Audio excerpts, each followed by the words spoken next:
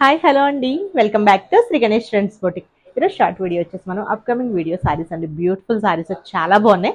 ఒకటి వచ్చేసి చినాన్లో crush weaving అండి, చాలా బాగుంది. అంటే ఈ జరీ వచ్చేసి వీవింగ్ మనకి క్రష్లో వచ్చింది, నేను వేర్ చేసిన సారీస్. నెక్స్ట్ వచ్చేసి మనకి జార్జెట్లో మనకి సిల్వర్ జరీ వీవింగ్తో వచ్చాయండి. బడ్జెట్లో ఉన్నాయి, సూపర్గా ఉన్నాయి సారీస్. 2 వెరైటీస్ కూడా సూపర్గా ఉన్నాయి.